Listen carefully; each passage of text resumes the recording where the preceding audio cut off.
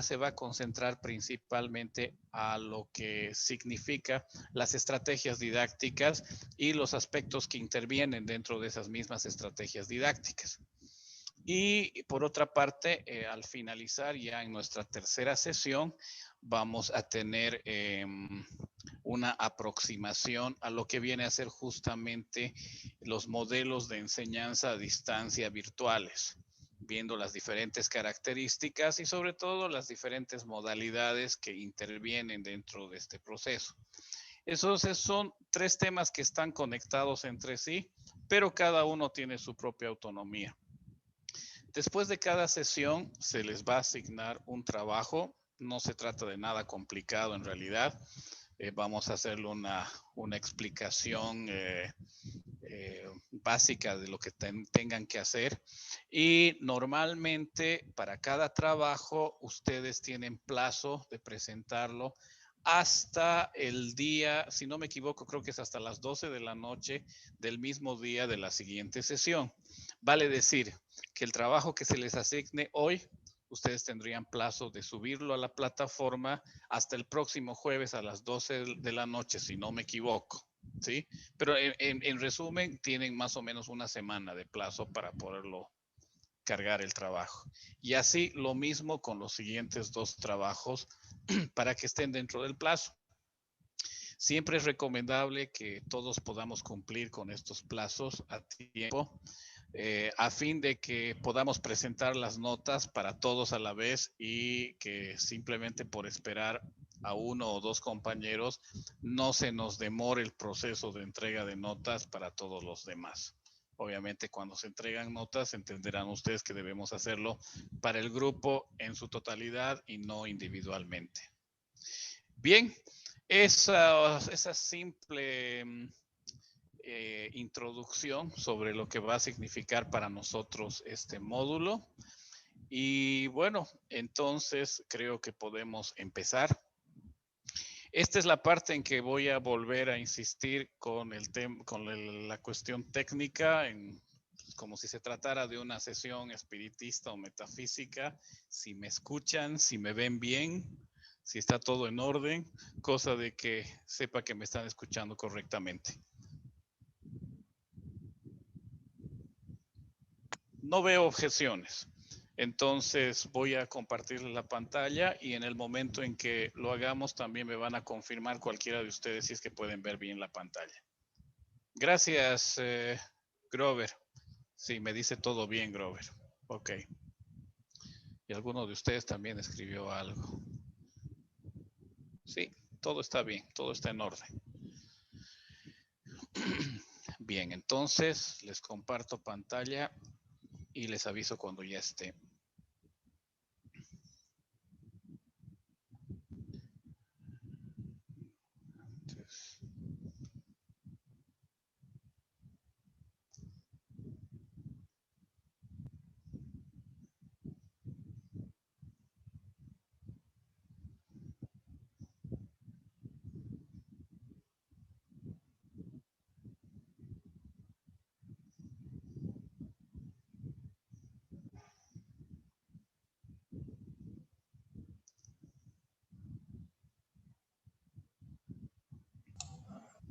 Bien.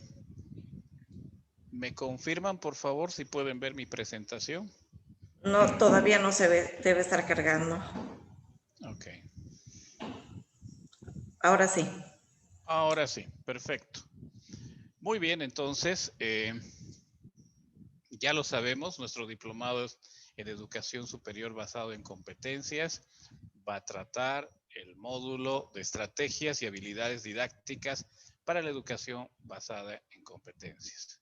Y como ustedes ya saben, yo soy Eric Andrés García. Nuestro tema 1,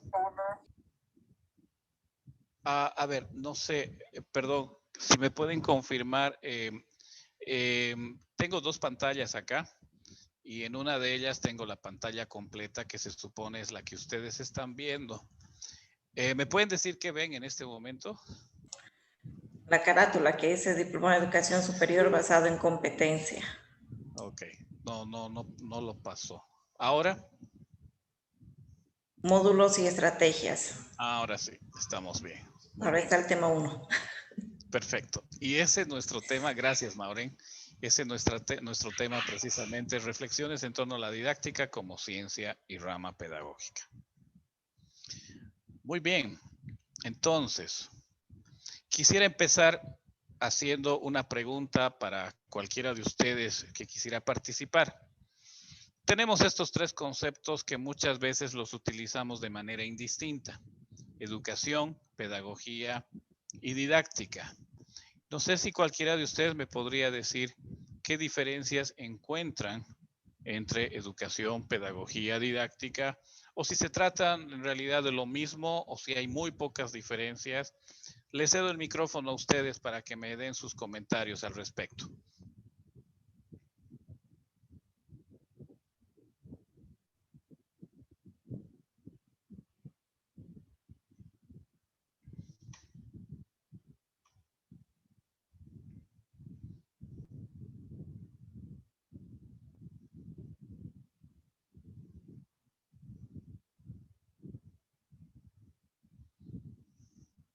¿Qué opinan? ¿Ningún comentario?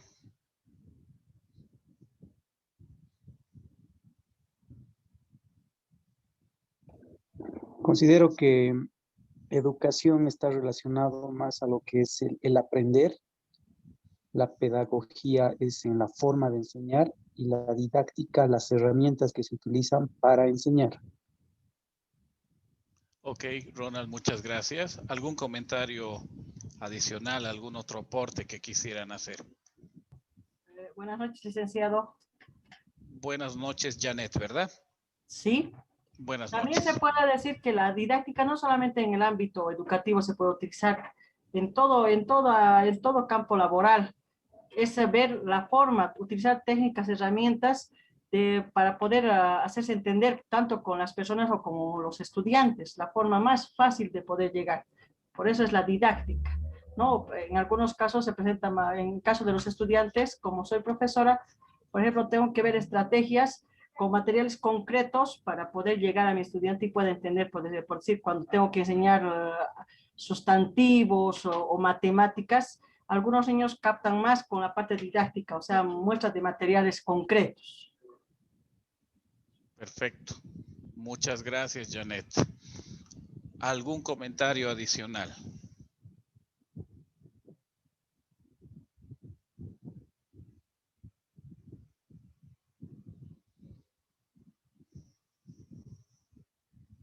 Bueno, en realidad nos estamos moviendo dentro de un mismo campo, ¿verdad? Aunque lógicamente los radios de acción, digamos, si lo podemos llamar así, de la educación y de la pedagogía y de la didáctica probablemente nos marquen la mayor diferencia. Y eso es lo que vamos a hacer precisamente ahora. Vamos a partir hablando en principio de la educación. Y les voy a leer esta frase que me parece muy ilustrativa de lo que intentamos decir en este momento. Es la frase de John Dewey que dice: la educación no es preparación para la vida. La educación es la vida en sí misma. Creo que esta frase, este pensamiento de John Dewey nos da una muy buena aproximación de lo que significaría en realidad para nosotros la educación, ¿verdad? Y muchas veces en estos casos, hasta cuando se hacen definiciones, se hablan de cuál es el verdadero fin de una determinada acción, de un objetivo, si es el fin o si es el proceso mismo, ¿no? Y en este caso, más o menos podríamos intuir que la educación es parte de un proceso permanente que no acaba y no llega a ser un objetivo único. Por eso es que él parte del hecho de que la educación no es una preparación para la vida, sino que la educación va a estar presente dentro de todo el tiempo que transcurra nuestra vida.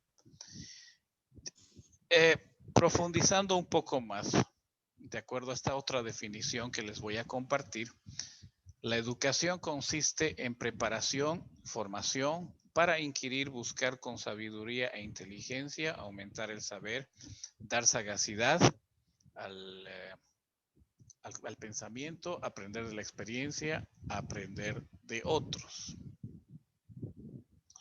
Entonces, sin llegar a definir totalmente la educación aún, o por lo menos a percibirla en su totalidad dentro de lo que tratamos de exponer, pero partamos del hecho de que las ciencias de la educación y la educación en sí misma está compuesta por varias otras subdisciplinas, y entre ellas tenemos, por ejemplo, la sociología de la educación, la antropología de la educación, la economía de la educación, la historia de la educación como un análisis de su evolución, la psicología educativa, la filosofía de la educación, el diseño curricular, y finalmente me concentro específicamente en las que nos interesan en este momento, que son la pedagogía y la didáctica.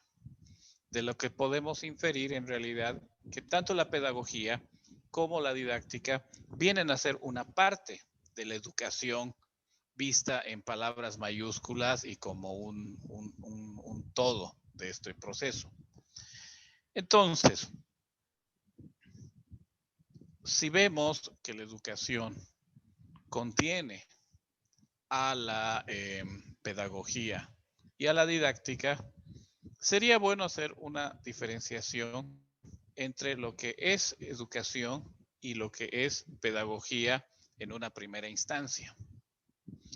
Primero partamos diciendo, y sobre la misma base de lo que nos decía Dewey hace un momento, de que la educación no es preparación para la vida, sino que la educación es la vida en sí misma. Remontémonos a tiempos inmemoriales, a tiempos prehistóricos, si quieren. Si nos remontamos a aquellas épocas remotas, podemos darnos cuenta que ya en esos tiempos remotos, de una manera embrionaria y tal vez muy precaria, si quieren, ya contábamos con una educación. El ser humano siempre ha tenido la necesidad de transmitir sus saberes desde aquellos tiempos, y más aún considerando que esa precariedad y esa dificultad en la vida de esos tiempos, donde directamente la sobrevivencia se basaba en una lucha permanente contra el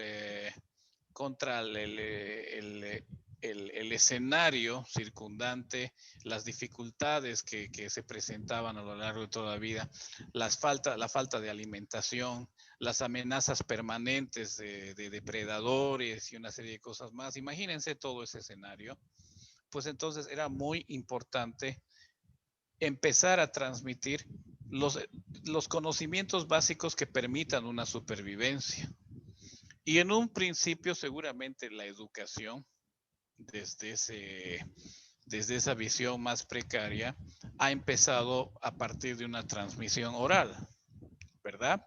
Donde los más ancianos y los mayores y quienes tenían el mayor conocimiento iban transmitiendo sus saberes a las personas más jóvenes, precisamente para garantizar también en algún momento la supervivencia.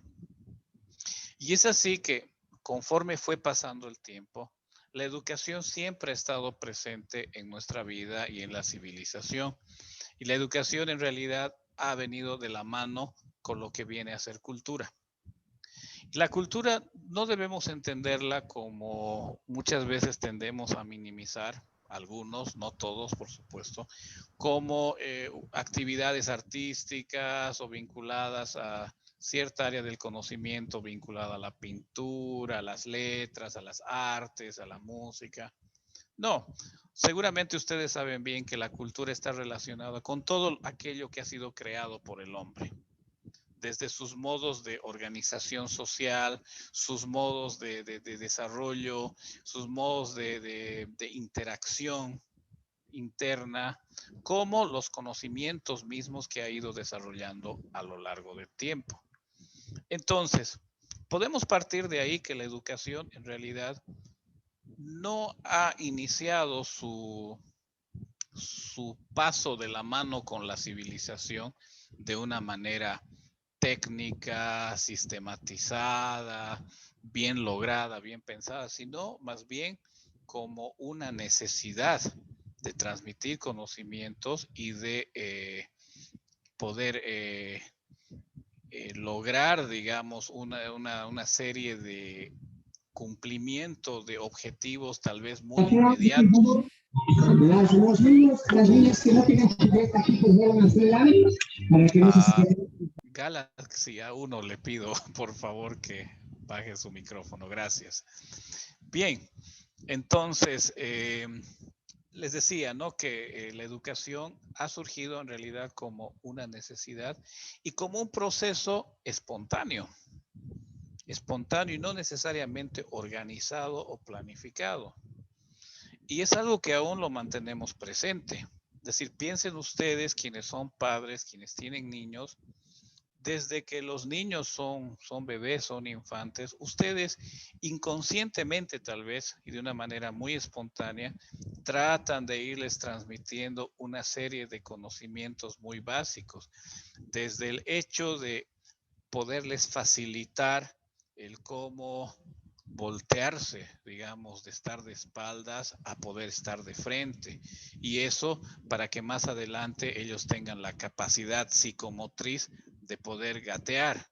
Y a la vez al poder gatear, que más adelante puedan espontáneamente y con su propia capacidad ponerse de pie y luego caminar, ¿verdad? Como parte de un aprendizaje que ellos mismos vayan adquiriendo de una manera espontánea. O de una manera mucho más concreta, cuando se trata de enseñar a los niños sus primeras palabras. Es típico que las madres siempre tratan de que los niños aprendan primero mamá y los padres aprendan papá, ¿verdad? Pero sea un caso, sea el otro, o algún tío que le diga, bueno, soy Tito, para que aprenda y a lo mejor terminan aprendiendo lo primero a decir Coca-Cola, o quién sabe cualquier otra palabra.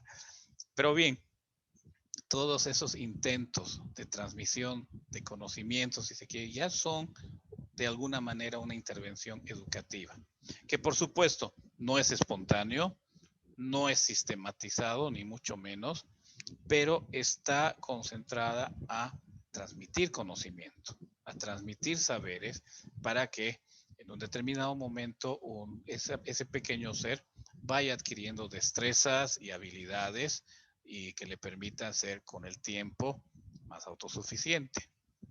Bien, entonces, ahora sí creo que es oportuno que hablemos de la pedagogía, habiendo partido del hecho de que en líneas muy generales la educación es más bien por sí sola un proceso que hasta podría ser caótico, si quieren verlo de esa manera. Caótico, desordenado, espontáneo, pero que sí tiene un propósito que está bien definido. Bien, entonces, ¿qué es la pedagogía? La pedagogía es la ciencia que estudia la metodología y las técnicas que se aplican en la educación. Y por tanto tiene como fin una práctica educativa en un contexto determinado. Definiendo la pedagogía, ya nos vamos a ir dando cuenta cuál es la relación que existe entre ambas. Y eso es algo que lo podemos ver en la siguiente diapositiva. Visto así, pedagogía versus educación, la pedagogía en realidad es una ciencia, mientras que la educación vendría a ser un objeto de estudio. ¿Objeto de estudio de quién? De esta ciencia que es la pedagogía. Entonces, la pedagogía, siendo esta ciencia, nos brinda una parte teórica, mientras que la educación sería su parte práctica. Es la aplicación de la pedagogía.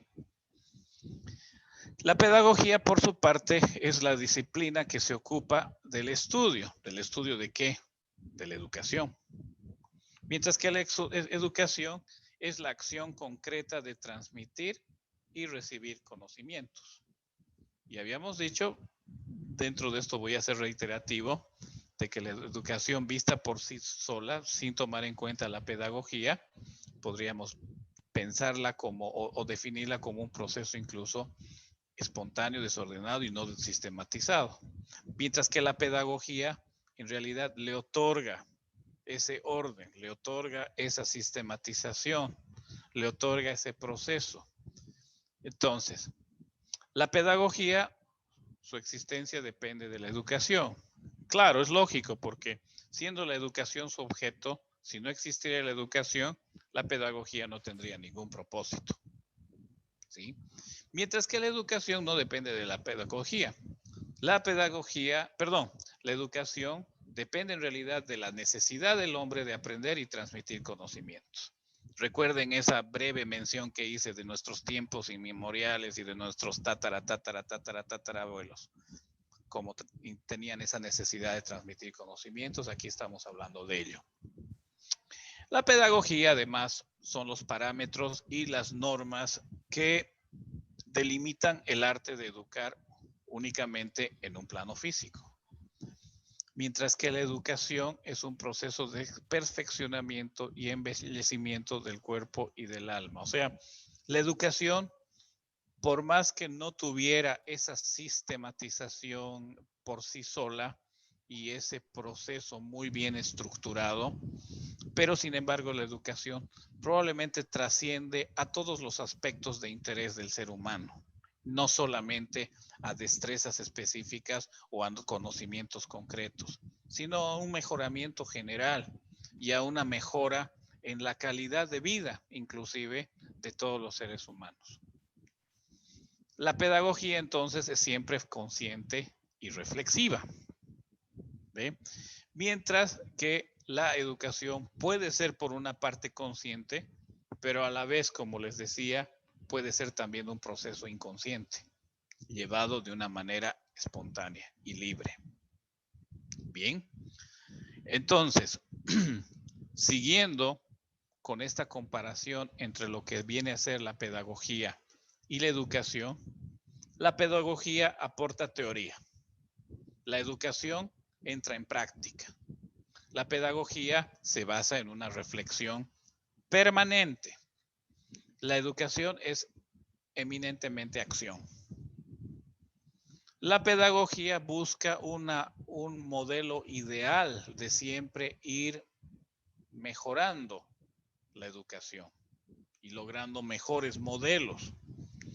La educación choca, o no digamos choca, pero le hace frente permanentemente a la realidad, lo que se vive en el mundo donde se aplica esa educación.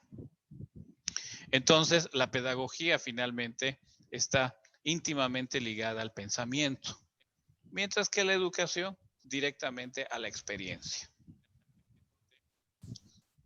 ¿Sí? No sé si hasta acá alguien tiene algún comentario. Ay, perdón, no les he pasado esta. Aquí estamos. Esto es lo que les estaba hablando hace un momento cuando hablaba de teoría, práctica, reflexión, acción. ¿Ok?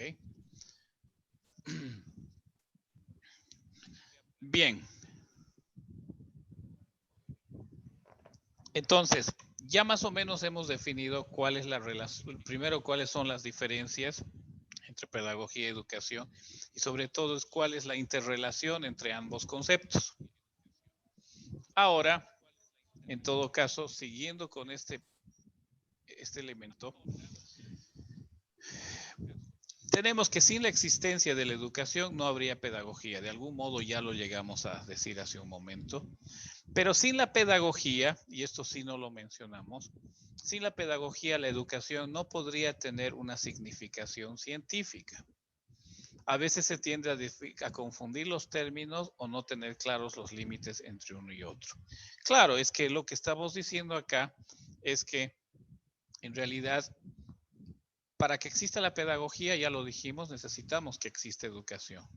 Pero si no existiera la pedagogía, la educación seguiría siendo parte de ese proceso caótico, desordenado, espontáneo, sin estructura, sin una sistematización, que es lo que precisamente la pedagogía le ha ido aportando a lo largo de todos estos años de evolución dentro de lo que es el proceso de civilización, ¿no?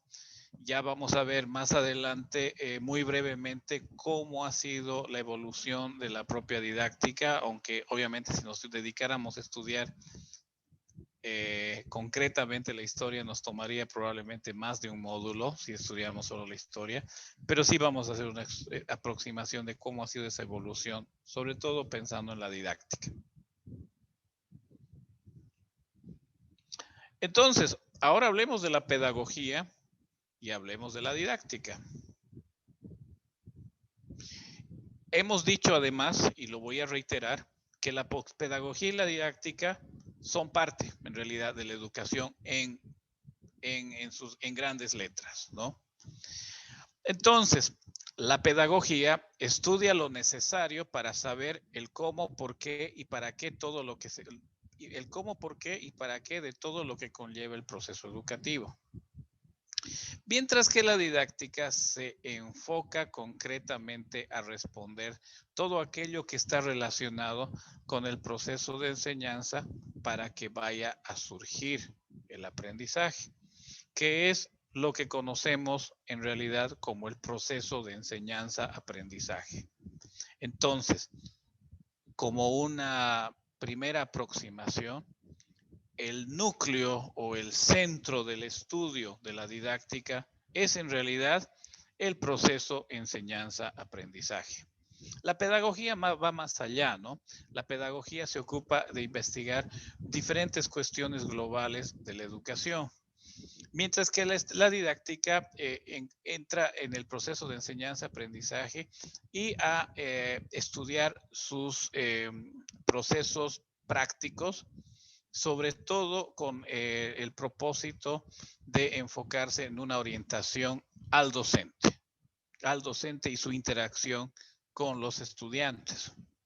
Y obviamente ese proceso de enseñanza-aprendizaje es el que ha ido sufriendo a lo largo de todos estos años, probablemente milenios o tal vez un poco menos, ha ido sufriendo diferentes modificaciones y variaciones en función a diferentes cuestiones, ¿no? Desde las formas de vida, el contexto histórico, la disposición de recursos, herramientas, tecnología y una serie de cosas más. Es decir, pensemos en la educación y pensemos en la didáctica ya concretamente como si nos pusiéramos a observar las manecillas de un reloj, ¿no? No un reloj digital, sino las manecillas. ¿Por qué les digo esto? Porque probablemente para el que está sentado observando el reloj no va a percibir un mayor cambio en el momento en el que está. Pero si hace una revisión que involucra diferentes procesos, se va a ir dando cuenta que esas manecillas se han ido moviendo constantemente. Y en este caso también nos podemos dar cuenta que tanto la educación apoyada en la pedagogía y concretamente la didáctica han ido sufriendo muchas modificaciones a lo largo de la historia. Y de hecho lo estamos viviendo en la actualidad y tal vez de una manera mucho más acelerada que si no nos hubiéramos visto afectados por esta pandemia, ¿verdad? La pandemia, de alguna manera, y no solamente en el contexto educativo, sino tal vez en todo el contexto del interés y del quehacer humano, ha significado llamémosle un shock a lo que estábamos acostumbrados y a los procesos que estábamos viviendo y avanzando de una manera tal vez más pausada, más coherente si quieren, pero de alguna manera ustedes han escuchado seguramente muchas veces la expresión de reinventarse. Y el reinventarse no solamente tiene que ver con reinventarnos a nosotros mismos en función a los objetivos y necesidades que enfrentamos en el día a día, sino que las propias disciplinas, las propias ciencias, los propios procesos, los modos de trabajo y una infinidad de cosas se han visto afectadas por este shock que nos ha afectado a todos en mayor o en menor medida. Entonces, definitivamente yo creo que la historia va a plantear a este momento histórico que estamos viviendo como un punto de inflexión en diferentes disciplinas, en diferentes ciencias y concretamente también en la educación. Pensemos que de la noche a la mañana nos hemos visto forzados a tener que reinventar cómo ofrecer educación a nuestros niños, a los niños más pequeños, ¿verdad? Cómo ofrecer educación a los niños en edad escolar, cómo impartirles conocimiento a los jóvenes universitarios que ya están en un proceso de formación superior. Y además pensemos que en el caso de cada asignatura y cada materia, siempre ha implicado desafíos distintos, justamente pensando en las características distintas que cada asignatura, que cada carrera, que cada conocimiento pueda llegar a tener. ¿Me siguen? Entonces, no es lo mismo, por ejemplo, impartir conocimientos a nivel de teoría de la educación, como intentar impartir conocimientos en idiomas o en matemáticas, y más o menos teniendo que contar con un punto de partida de recursos que era similar para todos, pero que a lo mejor dichos recursos no resultaban los más idóneos inicialmente para una actividad, digamos, determinada o una asignatura determinada. Pensemos que hay cierto tipo de asignaturas que requieren una interacción constante, y no necesariamente entre el docente y el estudiante, pero especialmente entre estudiantes. Es necesario que los estudiantes interactúen entre sí. Entonces, de ahí es que los docentes nos hemos tenido que idear maneras como para precisamente generar un espacio dentro de la virtualidad para que los estudiantes puedan interactuar entre sí.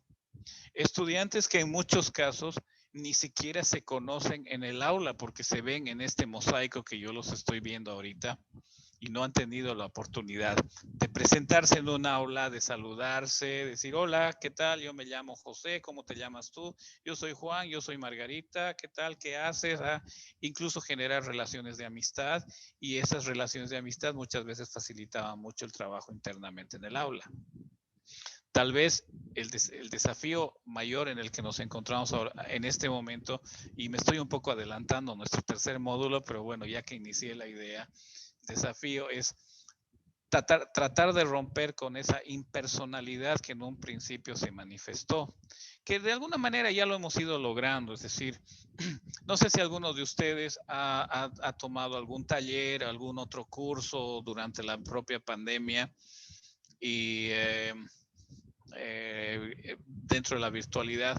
Me da la impresión que en un principio tal vez el proceso era mucho más acartonado, más impersonal. Ahora ya se han ido desarrollando una mejor espontaneidad incluso dentro de las aulas virtuales. Entonces, obviamente también esto va a depender mucho del tipo de asignatura, como les decía, en la que se intervenga el proceso, pero ha sido un gran desafío. Entonces, volviendo a lo que quería decir en un principio, la didáctica se ha visto afectada en todo este tiempo, de todos estos años, ha ido sufriendo una modificación, y sobre todo ahora lo vamos a ver, que verdaderamente la didáctica va a ir generando, seguramente los grandes ideólogos y estudiosos y analistas de lo que es la pedagogía y la didáctica van a ir desarrollando nuevas teorías y nuevos paradigmas en función a la etapa que estamos viviendo precisamente ahora. Y lo que quiero en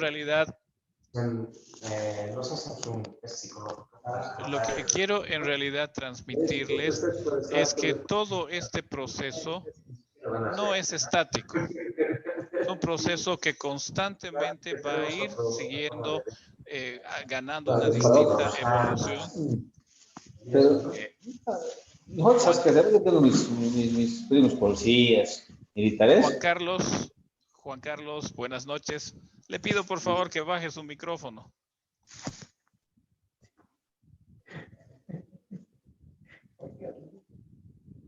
Gracias. Bien.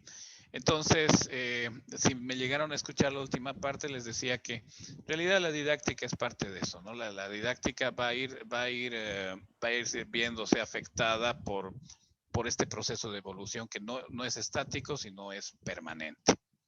Bien. Entonces, siguiendo con las diferencias o las relaciones entre la pedagogía y la didáctica, la pedagogía se apoya en ramas como la filosofía, la antropología, la sociología, la psicología evolutiva y la propia didáctica, ¿sí? Mientras que la didáctica se apoya principalmente en la psicología, pero entendiéndola como una rama de apoyo para que permita el aprendizaje concretamente. Por otra parte, la pedagogía se plasma en un programa educativo.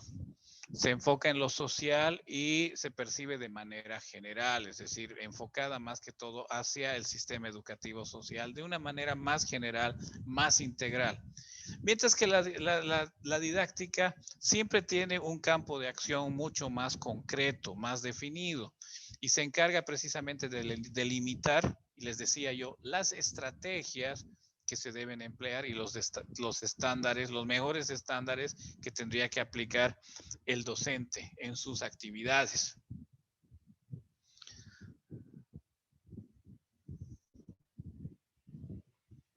Entonces, creo que hasta acá hemos logrado diferenciar de alguna manera lo que sería la educación, la didáctica, perdón, la pedagogía y la didáctica. ¿Sí? Pero entonces, ¿qué es la didáctica? Como pueden ver en la diapositiva, la didáctica deriva de dos palabras. La primera, didaken, y la segunda, tecne. Y ambas significan por separado enseñar y arte. De lo que podemos deducir fácilmente que la didáctica vendría a ser el arte de enseñar.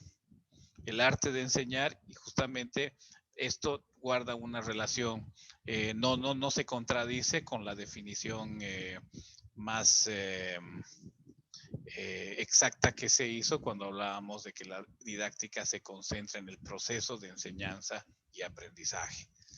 Entonces, la didáctica es una disciplina que abarca los principios más generales de la enseñanza aplicable a todas las asignaturas en su relación con los procesos educativos y cuyo objeto de estudio lo constituye, como ya hemos dicho, el proceso enseñanza-aprendizaje. ¿Ok? Entonces, como disciplina, abarca diferentes principios que se aplican dentro de los procesos educativos y teniendo como objeto de estudio el proceso de enseñanza-aprendizaje. Otra definición que tenemos acá, en esta definición, vemos que la didáctica se clasifica como una ciencia y una ciencia que estudia el objeto proceso educativo, es decir, lo mismo, enseñanza-aprendizaje, y que posee un conjunto de características que le otorga un sistema teórico, diferentes conceptos, categorías, leyes y una estructura y sistematización con componentes que son precisamente todos esos elementos los que la definirían como una ciencia. Y obviamente esto permite que tenga una lógica propia, una lógica interna y autónoma, donde intervendrían sus diferentes condicionantes, sus diferentes variables, aunque estas podrían ser también externas a la propia didáctica, ¿sí? Ahora, ustedes deben recordar, me imagino que todos ustedes vienen de diferentes ramas del conocimiento, diferentes carreras, algunos estarán más orientados a la educación, otros probablemente provengan de otras ramas sociales, economía, derecho, no sé, porque el abanico es amplio para cualquiera de ustedes, pero en todo caso, recordarán incluso desde sus primeras clases en intermedio, cuando se llamaba así, o si es que alguno de ustedes ha llegado a pasar por el ciclo intermedio, cuando se llamaba así, o por último por la secundaria, cuando se definía, por ejemplo, la historia es una ciencia, o en la universidad, la economía es una ciencia o es una disciplina. Y siempre ha habido esa discusión sobre diferentes áreas del conocimiento humano y sobre todo asignaturas o campos específicos del conocimiento de si es ciencia o si es disciplina o si es arte, ¿verdad? Y en este caso, simplemente como para recordar, veríamos que los requisitos para que una determinada área se pueda considerar como ciencia es que tenga un objeto de estudio, que conste de una base filosófica y que conste, como ya hemos dicho en una diapositiva anterior, de un cuerpo teórico que esté compuesto por conceptos, leyes, principios, categorías, métodos y demás. Entonces, viendo que esto es así, nos inclinamos a decir que la didáctica es también una ciencia. ¿Okay? Consta de tareas y de métodos de investigación, de modelación, de análisis documental, analíticos, y a la vez también guarda su relación con otras ciencias. Hablamos de la pedagogía, de la psicología. Entonces la tendencia es a entender que la pedagogía, que de la didáctica en realidad viene a ser una ciencia. Ahora, es posible que ustedes encuentren opiniones, documentos o investigaciones de diferentes autores que la cataloguen como disciplina, otros lo cataloguen como ciencia. Pero bueno, en todo caso, esa es la visión que compartimos en este momento con ustedes. ¿Qué más? Hablemos un poco de las tendencias, y es aquí donde precisamente quería comentar, me refería a ustedes que si nos vamos a remontar a describir cómo ha sido todo el proceso educativo y específico de la didáctica, pues probablemente tendríamos que contar con un semestre entero para hacer un análisis específico de cada escuela, cada posición, cada avance, cada retroceso, etcétera. Sin embargo, creo y pienso que casi la mayoría de nosotros vamos a coincidir en esto, es que desde la antigüedad hasta nuestros días se ha vivido más o menos una tendencia y una secuencia coherente. Es decir, no hemos ido desde un punto de vista cíclico, repitiendo la historia como muchas veces podríamos verlo, en que en una etapa anterior vivíamos ciertas características para en una etapa posterior cambiar completamente esas características y en una etapa aún posterior que se vuela a las características de una etapa inicial. Creo que en la historia de la didáctica y en la educación, por lo menos en la civilización que conocemos, no se ha dado ese fenómeno. Más bien, en todo caso, creo que hemos ido avanzando en una dirección más coherente y tal vez lineal y no en espiral, como en muchas otras cosas. Es decir, la evolución de los países, por ejemplo, la evolución de las sociedades, tal vez en muchos aspectos podríamos imaginarnos que tiene una evolución en espiral, ¿no?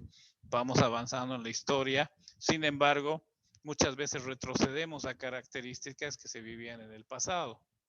Y es cuando muchas veces decimos, y a veces con un carácter algo lastimero, de que todo el tiempo repetimos la historia y no aprendemos de nuestros errores, ¿no?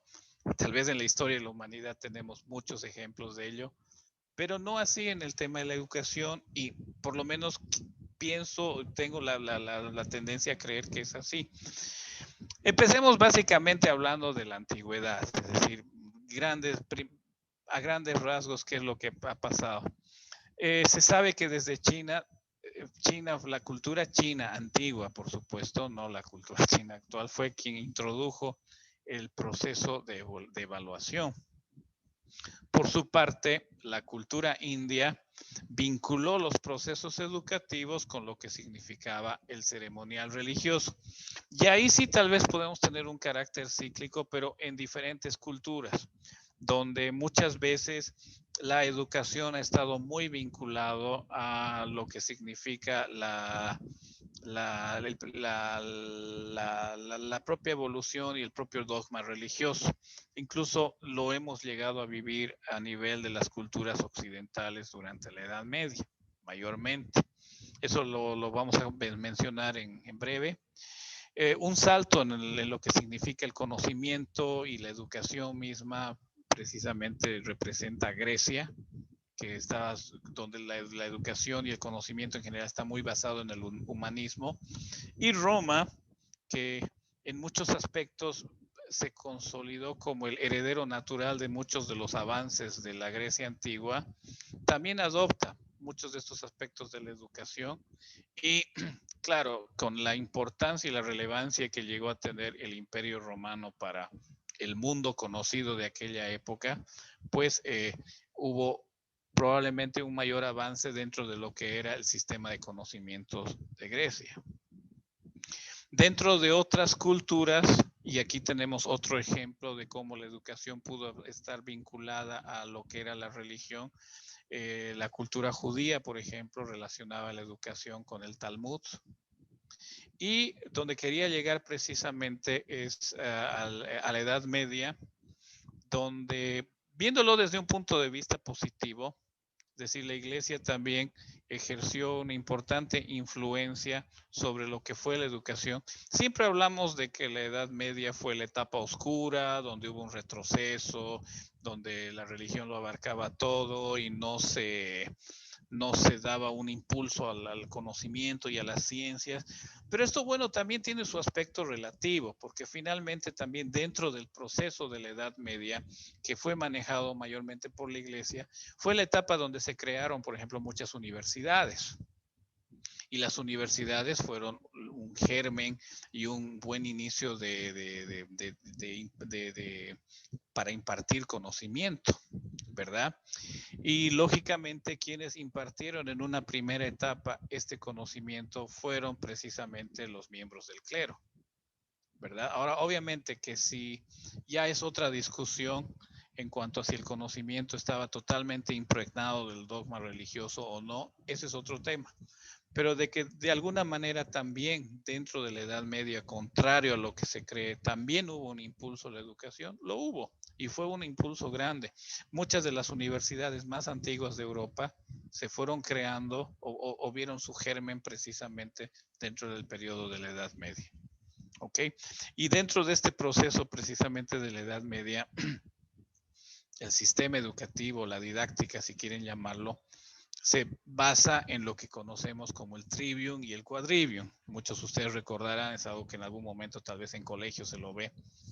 El trivium incluía lo que viene a ser la retórica, la gramática y la lógica.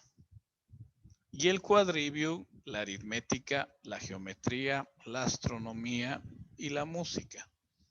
Entonces, el quadrivium estaba muy asociado al conocimiento matemático, mientras que el trivium estaba más relacionado a las fuentes de expresión, como la retórica, la gramática, la lógica, al lenguaje, ¿verdad? Ahora, tal vez alguno de ustedes me dirá, pero ¿por qué la música? La música siendo un arte, ¿por qué la música dentro del quadrivium? ¿Por qué no está dentro del trivium? Y es que la música en realidad tiene muchos elementos, y no todos, que están muy relacionados con la matemática. Desde la forma como bueno, yo no soy músico para empezar, así que me van a disculpar si es que llego a decir alguna barbaridad conceptual, pero por lo menos desde mi entendimiento, lo que son las octavas, las cuartas, los diferentes sonidos de las notas, tienen un ascenso y un descenso dentro de lo que viene a ser un orden matemático. Lo mismo si pensamos en los ritmos. Entonces la música esencialmente es matemática.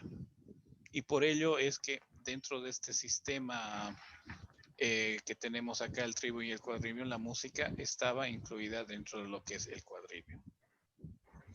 Esto hablando de los antecedentes más remotos, digamos, de nuestra civilización conocida sobre la educación y la didáctica.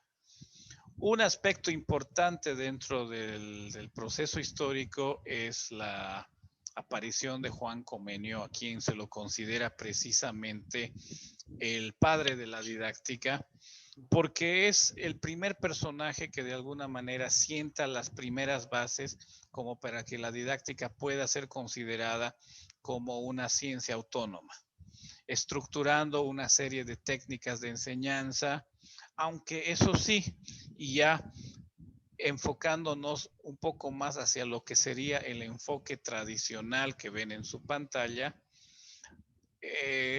Comenius asignando roles mucho más rígidos en lo que vendría a ser la relación entre el profesor, el maestro y el estudiante o el alumno, ¿no? Donde la base de ese relacionamiento debería ser ante todo la disciplina, ¿ok? Pasando unos años más adelante y sobre la base dejada por Comenius, tenemos también la intervención importante de Juan Jacobo Rousseau, que él introduce una comprensión más humana de la infancia y era partidario de reducir, digamos, esa rigidez inicial en las relaciones entre el estudiante y el maestro, entendiendo que la infancia no se la debería entender como que los niños son adultos en miniatura, ¿no? Y en otras palabras, el niño debería tener un tratamiento distinto precisamente en su calidad de niños, ¿no? Para poder tener un alcance más deseado en cuanto a los objetivos dentro de lo que sea la educación. Y bueno, sin esta rigidez que inicialmente introdujo Comenius, además Rousseau introdujo que la educación tendría que basarse en la naturaleza y debería impartirse de una manera gradual a fin de que esté más acorde a los diferentes intereses que pueda tener el estudiante. Otro exponente importante varios años más tarde es Herbert. Y Herbert, de una manera muy resumida, parte del hecho de que es importante despertar la curiosidad del alumno y que esa curiosidad a la vez le permita lograr un efecto multiplicador en cuanto a los intereses que el propio estudiante vaya descubriendo. Es decir, que el propio estudiante, en base a esa curiosidad, vaya logrando una mayor sed de conocimiento y a la vez vaya generando mayor interés en seguir estudiando, en seguir investigando. Un siguiente exponente es Dewey, de quien mencioné la frase al principio de esta clase sobre la educación. Y si ustedes lo ven acá, ya Dewey propone una educación más flexible, que esté más orientada a tener en cuenta la diversidad de capacidades que tenga en este caso el estudiante, la diversidad de preferencias y sobre todo también la diversidad de experiencias, es decir, entendiendo al estudiante no como un autónomo, un autómata cortado con la misma tijera y prácticamente creado con papel carbónico al igual que sus otros compañeros, es decir, empezar de alguna manera a reconocer la individualidad. Y esto en función a las distintas capacidades que les decía, a las distintas preferencias y a las distintas experiencias. La experiencia puede decir muchas cosas porque en todo caso, en función a las diversas experiencias que hemos tenido cada uno de nosotros, va a hacer que abordemos de distinta manera el proceso educativo.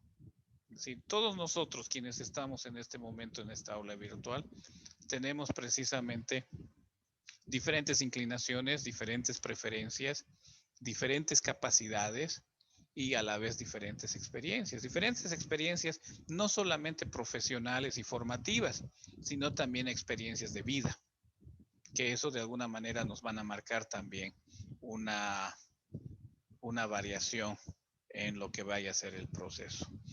Entonces, propone gradualmente que se vayan planteando situaciones problemáticas para incentivar los procesos de indagación, de observación, de investigación, para llegar a un conocimiento y a un desarrollo del pensamiento Y dentro de esto, el pilar vendría a ser que exista una unión entre la teoría y la práctica. ¿Okay? Veamos aquí que ya hay una noción de lo que significaría práctica y no solamente teoría, donde precisamente los enfoques tradicionales están mucho más orientados a lo que es la teoría probablemente. Entonces, con esta muy breve introducción, los enfoques didácticos, teóricamente hablando, vienen a ser modelos teóricos, valga la redundancia, de interpretación de la relación entre docentes, alumnos y contenidos para acceder a los aprendizajes. Volviendo a lo que les decía en un principio, estos enfoques didácticos han ido cambiando a lo largo del tiempo y yo casi les podría asegurar que van a seguir cambiando. Van a seguir cambiando porque incluso las propias herramientas y los propios recursos con los que contamos van a ir también cambiando la visión y los modos de afrontar la educación y la didáctica. No sé si va a ser demasiado ciencia ficción o futurista en este momento decirles que quién sabe si mañana otro día el proceso educativo se transmita directamente con un chip enchufado a la cabeza donde uno directamente... ¿Han visto Matrix? O Matrix si prefieren más anglo. Sí, Bueno, sí, sí. para quienes han visto la película, oye, espero no arruinarles la parte a los que no la hayan visto y véanla, es bastante buena, sobre todo la 1.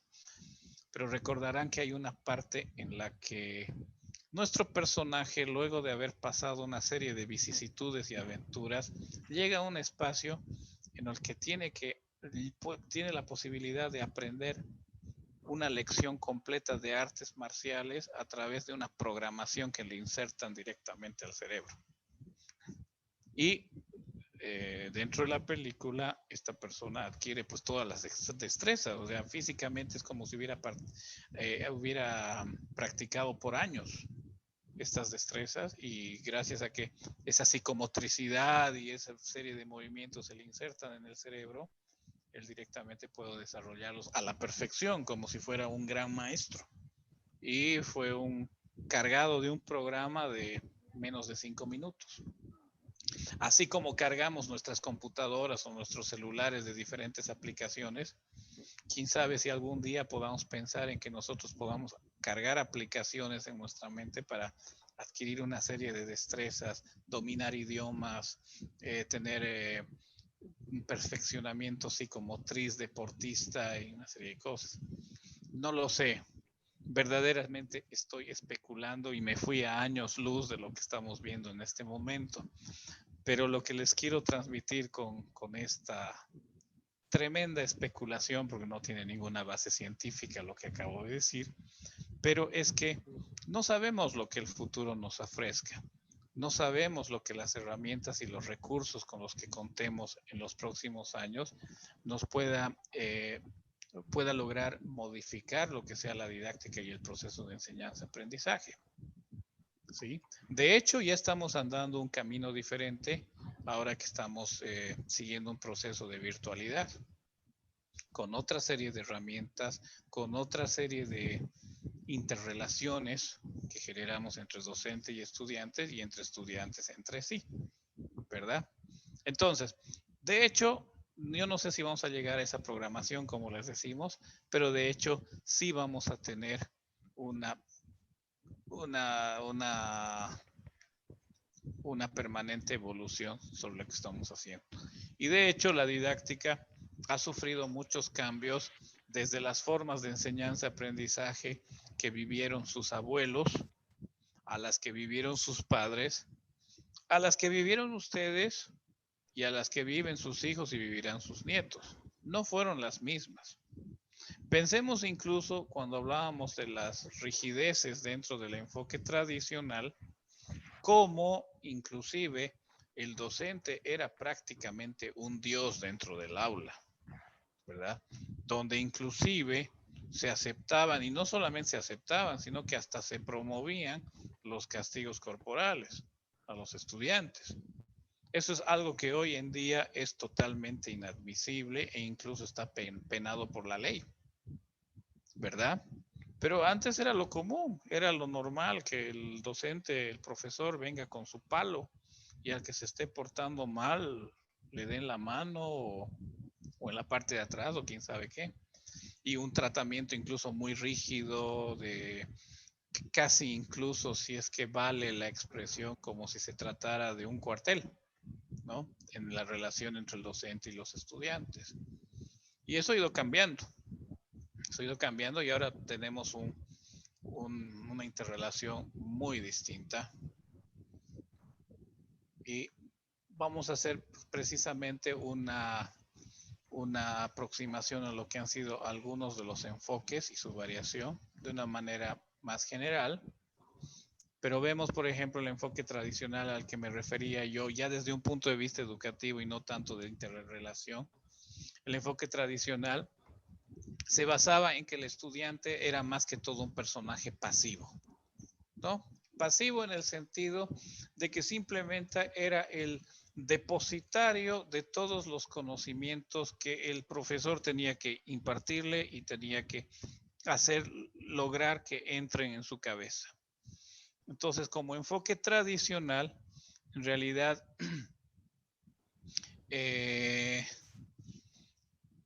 esta forma de transmitir conocimientos simplemente se basaba en la entrega de estos conocimientos y que el estudiante, como un modo de aprovechamiento dentro de lo que fuera su evaluación, sea capaz de reproducir esos conocimientos. Entonces, por ejemplo, que en una clase de historia el estudiante sea capaz de decir: Bolivia fue fundada el 6 de agosto de 1825, los que firmaron el acta de la independencia fueron Casimiro Lañeta, José María Serrano, y así tener que recitar casi incluso en orden todo lo que el profesor le había dicho, y esa era una muestra de que el estudiante había aprendido. Cuando en muchos casos el estudiante probablemente ni siquiera se daba cuenta de lo que significaba el acta de la independencia, ¿no? Ni se daba cuenta por qué esos señores se sentaron a firmar un acta de la independencia, ni saben qué aspectos dieron forma a que lleguemos a esa situación. Obviamente esta no es una clase de historia y el tema es fascinante como para poderlo discutir en sus diferentes puntos de vista. Seguramente algunos coincidirán conmigo. Bien, entonces podemos partir desde ese punto de vista en cuanto al enfoque excesivamente tradicional. En un enfoque tecnicista, tenemos que lo más importante en realidad viene a ser seguir un programa, ¿no? No nos preocupamos tanto por el contexto o los aspectos relacionados a un determinado tema, sino que hay que seguir el programa a toda costa, ¿no? Y entonces, a partir de seguir este programa, lo que se busca es lograr cumplir una serie de objetivos que, para que estos sean evidenciables, tienen que poder ser medidos. Y la evaluación en este caso, como pueden ver en su diapositiva, mide los logros del aprendizaje a través de evidencias concretas, exactas y válidas, pero que sigan y están enmarcados dentro de lo que vendría a ser a ese programa y a esas metas de cumplimiento.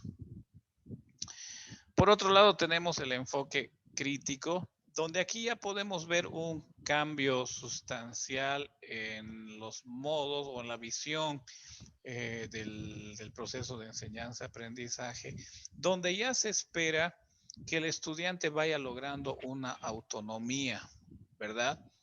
Y una autonomía en cuanto al conocimiento que se le transmite, pero que él sea capaz de interpretar, que sea capaz de pensar libremente y que sea capaz de expresar su sentimiento inclusive a través de esos conocimientos que le son impartidos. Entonces, en esta misma línea ya el estudiante va construyendo un conocimiento propio y el docente, en lugar de ser un factor intimidante que busca que el estudiante adquiera los conocimientos de memoria, simplemente el docente ya desde esta fase comienza en convertirse, primero no tan así, pero luego ya se va convirtiendo más en una especie de guía que simplemente promueve el aprendizaje, que de alguna manera permita que los estudiantes vayan construyendo ese su propio aprendizaje.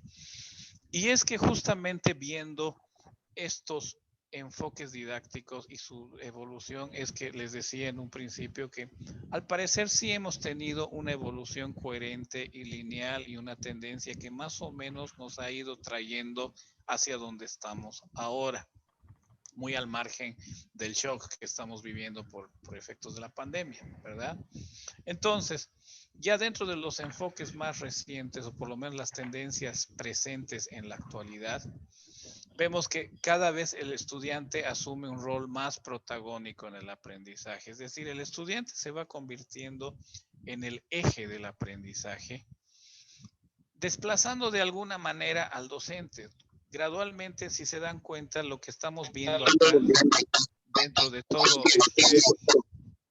este proceso de evolución es que gradualmente el docente, obviamente que no se entienda mal, no es que el docente ha perdido importancia, pero ha ido desplazando su rol de manera de que en lugar de ser el eje central, perdón, nos hemos ido más allá, ser el eje central del proceso, que sea el estudiante el que va ganando gradualmente el mayor protagonismo, teniendo al docente más como un guía.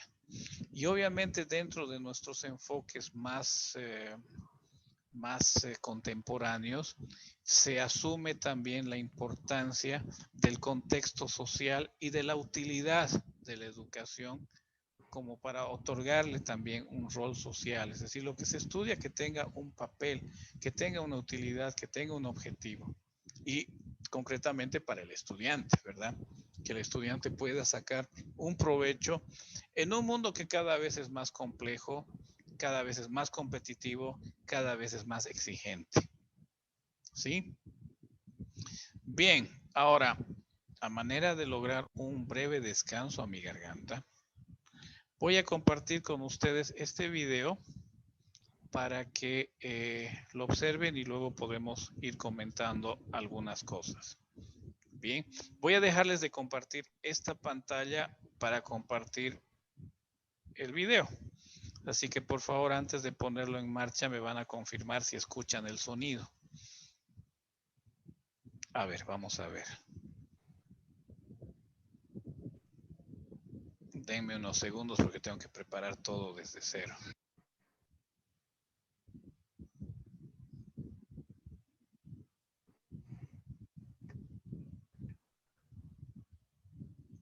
Ok, a ver.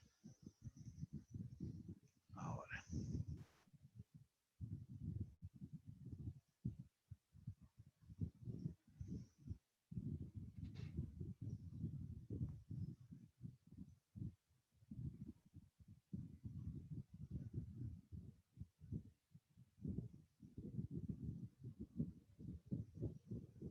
Bien, ¿pueden ver mi pantalla en imagen completa? Sí, licenciado, se logra ver. ¿Qué dice? TED Río de la Plata. Perfecto, gracias. Entonces ahora les pongo el audio y espero que puedan escucharlo. ¿Dónde está el audio?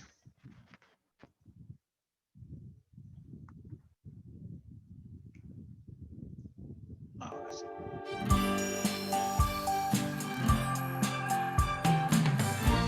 ¿Lo escuchan? Sí, licenciado, se escucha bien. Bien, gracias.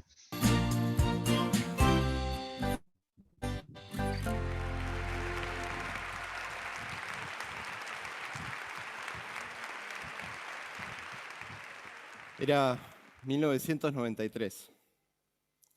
Estábamos ante una posible guerra. Yo era el ministro de Trabajo de la Argentina. Recuerdo largas horas de reunión con el presidente, con el resto del gabinete, pensando qué políticas articular para sacar al país adelante, para mantenerlo en paz. Mi desafío como ministro de Trabajo era mantener el nivel de desempleo lo más bajo posible.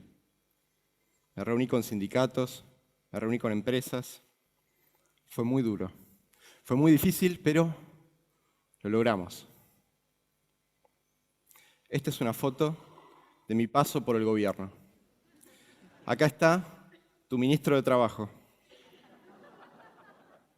En 1993 yo tenía solo 15 años.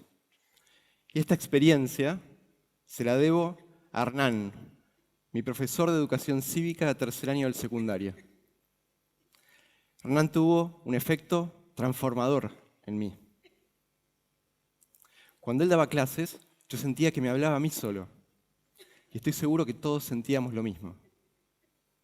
Me acuerdo de Hernán, sus preguntas, cómo nos hacía pensar. Pero sobre todo, al tipo cuando hablaba le brillaban los ojos. El premio por haber mantenido al país estable, en calma, fue ir a comer afuera un día a la noche. Yo no lo podía creer. Le tuve que pedir permiso a mamá. El ministro de Trabajo le tuvo que pedir permiso a su madre para salir hasta tan tarde. Esas pizzas no me las voy a olvidar jamás.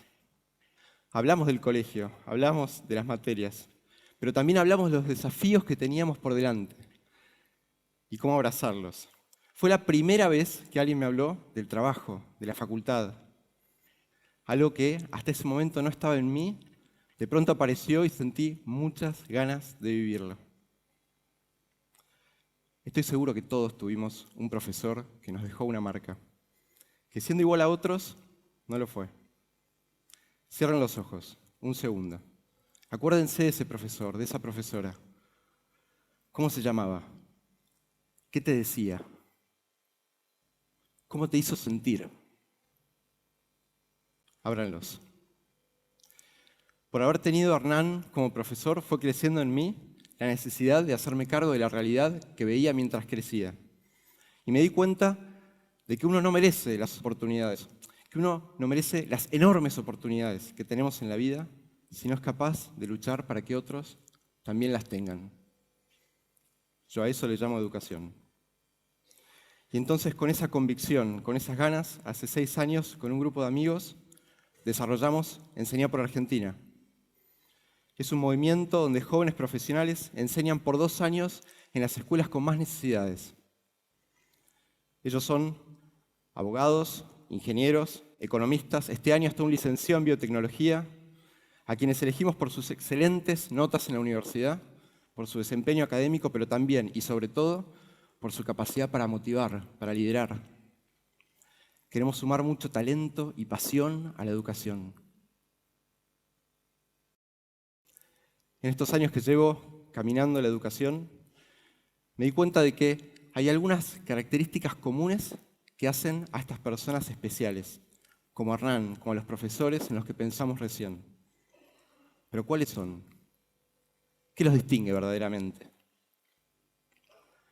Obviamente el compromiso, pero el compromiso hoy ya no alcanza, es el piso sobre el cual construir.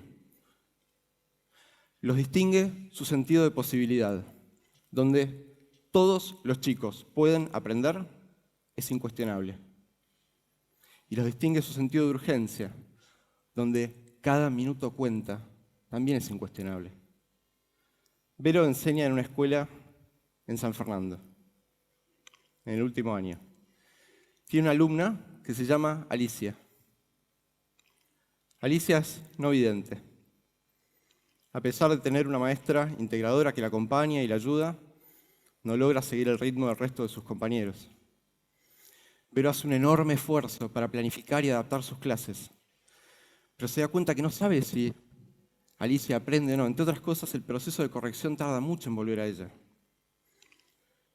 Y un día piensa y dice, el problema no es de Alicia, el problema es mío. Soy yo la que no puedo leer lo que Alicia escribe y produce en braille. Entonces, con la ayuda de los largos viajes de ida y vuelta a la escuela todos los días y una aplicación que se bajó en su teléfono celular, en 3 semanas aprendió braille razonablemente bien. Y ella me cuenta que volvía durante esas 3 semanas todos los días a su casa y agarraba los trabajos que tenía de Alicia y los corregía e iba aprendiendo. Y se daba cuenta cuánto mejor trabajo iba a poder hacer ella con Alicia una vez que avanzara un poco más. Y esas 3 semanas pasaron rápido hasta que llegó un día donde ella se sintió segura. Y cuando había terminado la clase y todos tenían que devolver sus trabajos, la miró a Alicia y le dijo: hoy tu trabajo te lo corrijo yo. Se hizo un gran silencio en el aula. En 12 años era la primera vez que Alicia escuchaba esas palabras. La emoción que sintió Alicia en ese momento yo no se las puedo describir en palabras. Ella les contó al resto de los chicos qué había pensado, cómo había aprendido y cómo eso estaba seguro iba a hacer que Alicia y en definitiva todo el resto del grupo avanzara. Y pasó algo que ni Alicia, ni Vero, ni nadie esperaba. Saber braille se volvió algo cool en el grupo. Y adivinen quién estaba ahí enseñando, quién era la maestra, quién se volvió verdaderamente especial. Alicia. Entonces, eso tuvo un gran impacto en ella y en el resto de sus compañeros. Esta historia a mí me enseña que no hay imposibles en educación. Hay urgencias, hay que animarnos a abrazarlas. Pero hay otro par de características que hacen a estas personas verdaderamente especiales. Y es la capacidad de potenciar. Potenciar es animarnos como profesores a dar ese paso adelante, a ser modelos de los chicos, con todo lo que eso implica. Y al mismo tiempo la capacidad de inspirar, que significa saber cuándo salir del centro. Y darles todas las herramientas a ellos para que ellos sean los protagonistas de sus sueños. Martín Tincho enseña en una escuela nocturna en Villa Soldati. Tiene un alumno que se llama Brian. Brian tiene 16 años. No está muy comprometido con su educación. No va, llega tarde, ya repitió un año. En un momento, Tincho le dice: Brian, hasta acá llegamos. Tenemos que hacer algo juntos. Te propongo que vengamos los dos, 1 hora y media, antes de cada clase. Yo te voy a enseñar solo a vos. Y en 2 meses vamos a preparar un examen extra, un examen bonus. Y vamos a sacar esta materia adelante, juntos.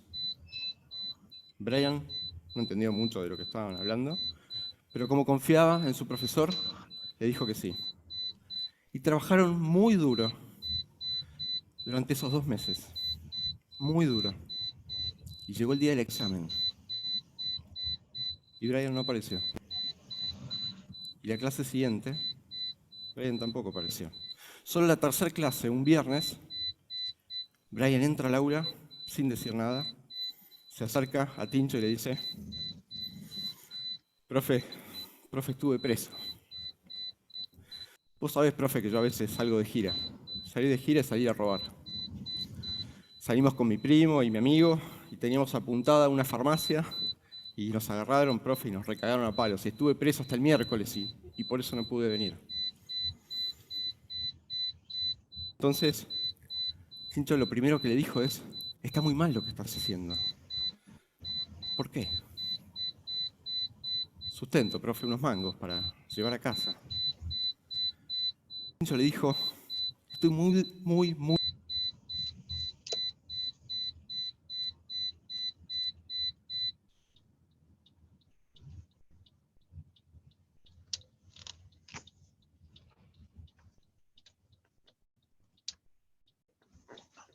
Perdón, les decía Marcelo, si puede cortar su micrófono.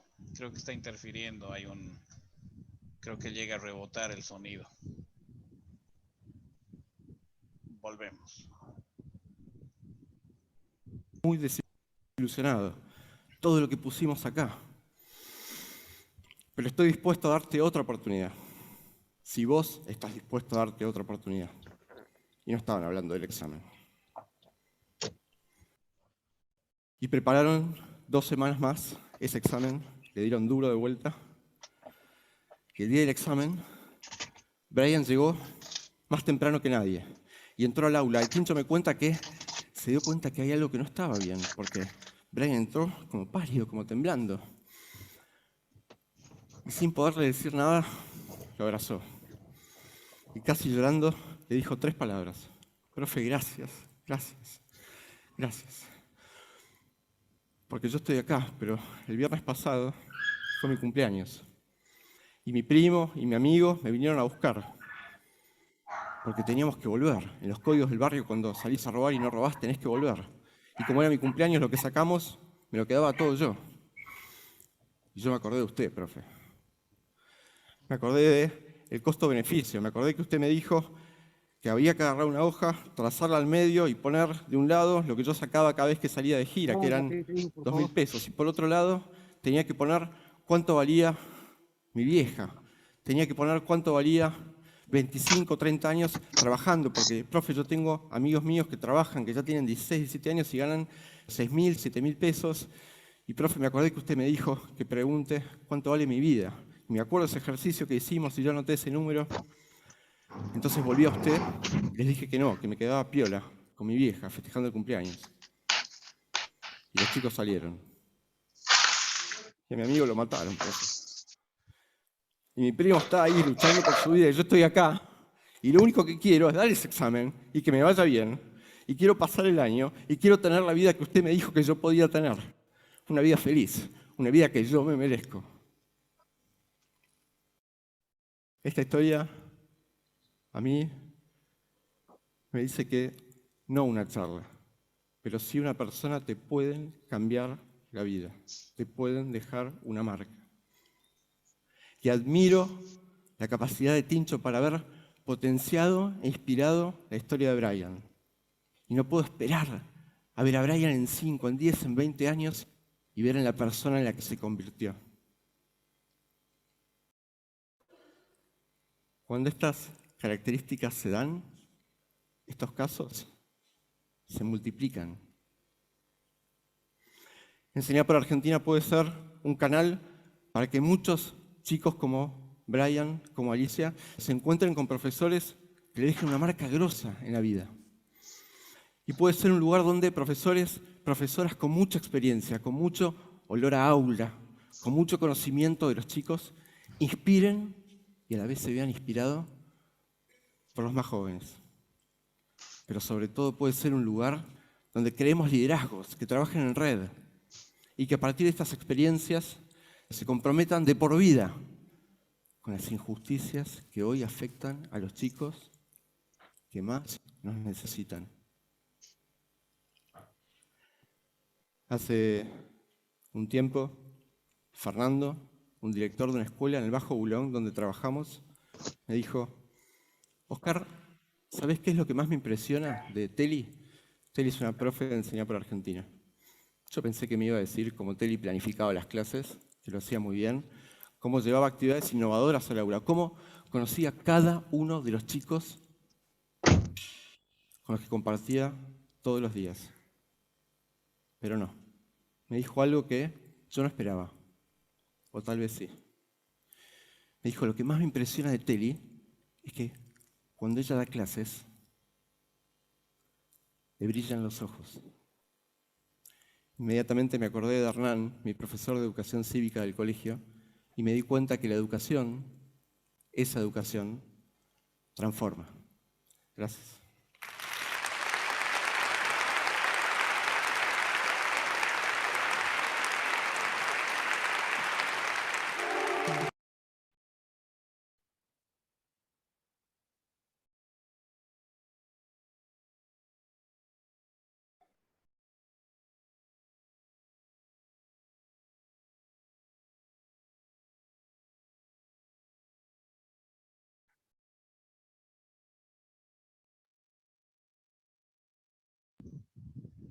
Muy bien. ¿Me escuchan? Sí, licenciado, se lo escucha Ok. muy bien. Gracias. Y quería ver si es que ya estaba de nuevo nuestra presentación en pantalla. Sí, Ya, sí. licenciado. Otros enfoques, ¿no? Exacto, sí, otros enfoques. Bueno, Exacto. gracias. Gracias.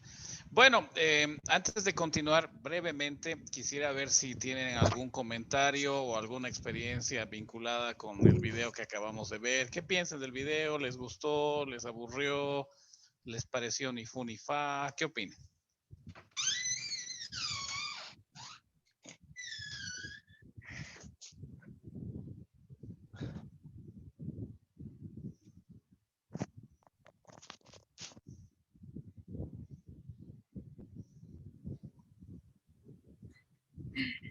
Buenas noches, Liz.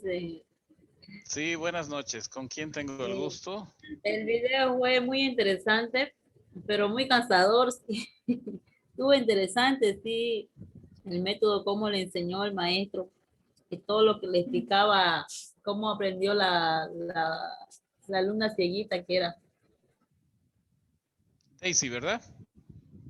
Sí. Ok, gracias, Daisy. Muy bien. ¿Algún otro aporte, algún otro comentario?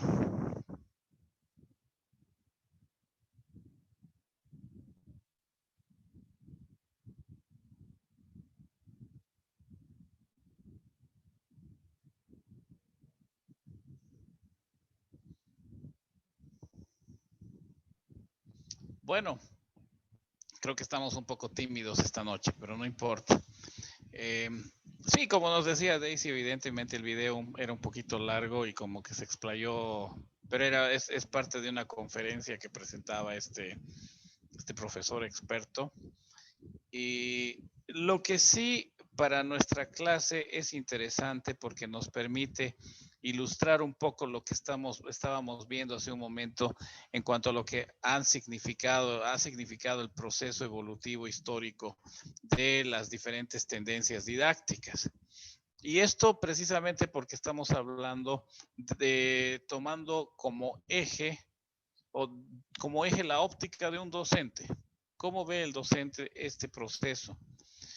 Y algo que llama mucho la atención de lo que vemos en el video es precisamente que él se refiere mucho o hace mucho énfasis en la importancia que tiene un docente sobre sus estudiantes en función a cómo los promueve y cómo puede convertirse en un actor que de alguna manera pueda llegar hasta cambiar las vidas de sus estudiantes. Entonces, hay docentes así y sobre todo es muy importante, pienso yo, no sé qué opinión tendrán ustedes, pero creo que sobre todo es muy viene a ser central la participación de un docente, sobre todo en los niveles más básicos de enseñanza, con los niños más pequeños, porque de alguna forma vemos que estos docentes pueden llegar a marcar, a dejar una huella, y ya sea a promoverlos a sus estudiantes o incluso inutilizarlos por la forma como haya enfocado sus clases, incluso su modo de ver la vida, etcétera, ¿verdad? No olvidemos que los niños son como esponjas y absorben prácticamente todo lo que se les da. Ahora, aquí sería interesante que cada uno de nosotros, como hizo nuestro amigo del video, recordar un poco, y él decía, cierren los ojos y recuerden algún docente que les marcó y que llegó a tener una importancia en su vida o en su desarrollo. Estoy seguro que muchos de nosotros recordamos algún o algunos docentes, profesores, ya sea a nivel básico, ya sea a nivel primaria, secundaria, incluso a nivel universitario. Hay docentes que de alguna manera nos marcan. Y yo particularmente siempre guardo recuerdo de un grupo de algunos docentes, tanto en colegio como en universidad, pero sobre todo en las asignaturas vinculadas a historia. Encuentro que muchos docentes de historia realmente viven su docencia, viven su proceso de enseñanza y casi como que se transforman. Yo he tenido docentes, sobre todo en historia, que casi nos hacían una presentación, si me entienden, hasta teatral de lo que nos estaban queriendo presentar en cuanto a historia. Y no pues en esa misma línea memorística que yo les decía. A ver, diga qué pasó, qué batalla, en qué fecha se libró la batalla de Ayacucho. No, porque en el fondo si vamos a hablar de historia, yo modestamente les digo, pienso que es lo menos importante. ¿Cuándo fue? Lo importante es por qué fue y cómo. ¿Qué fue lo que nos llevó a eso? ¿Y qué antecedentes tiene? ¿Y qué resultados o qué proyecciones dejó en adelante? Digamos, una batalla, si lo tomamos como ejemplo. Además, entendiendo que la historia es un proceso. Muchas veces, si ustedes recuerdan, no sé, ojalá hayan tenido la suerte de que no hayan tenido ese tipo de clases de historia, pero a veces hay la tendencia en historia de estudiar como si estudiáramos en pequeños cajones pequeños, ¿verdad? Entonces, si vamos a estudiar el proceso de la independencia de Bolivia, ni siquiera se lo entiende como proceso, sino que está en un pequeño baúl, en una caja, donde ahí está toda la información, los antecedentes, los participantes, las fechas relevantes, etcétera. Pero digo que es como si estuviera en un cajón pequeño, porque aparentemente y de la manera que se nos expone, no guarda ninguna relación con la infinidad de otros cajoncitos que tenemos que están relacionados a este tema. Cuando en realidad este cajón en realidad no es un cajón, es un hecho histórico que está relacionado íntimamente con muchos hechos que vienen de más atrás. O sea, esto es una consecuencia de, no es un hecho aislado. Y lo mismo, esto que es una consecuencia de, también va a ser un antecedente de otros hechos y otras consecuencias. ¿Ven? Entonces, el docente que logra ese tipo de enseñanza en lo que es la historia, pues le imprime otra visión, porque al final el estudiante se acostumbra a entender la historia como un proceso y como, además, un proceso multivariante, ¿no? Es decir, donde intervienen muchas variantes y no en una línea tan simplista de decir, ellos fueron los malos y nosotros somos los buenos. Dicen, ¿no?, que la historia la escriben los ganadores. Pero en este caso yo ni siquiera diría la historia la escriben los ganadores. La historia la escriben con el sentimentalismo y la sensibilidad desde el punto de vista que uno mismo la ve. Y muchas veces en esos casos se pierde objetividad. Ok, bueno, esto como un paréntesis, ¿verdad?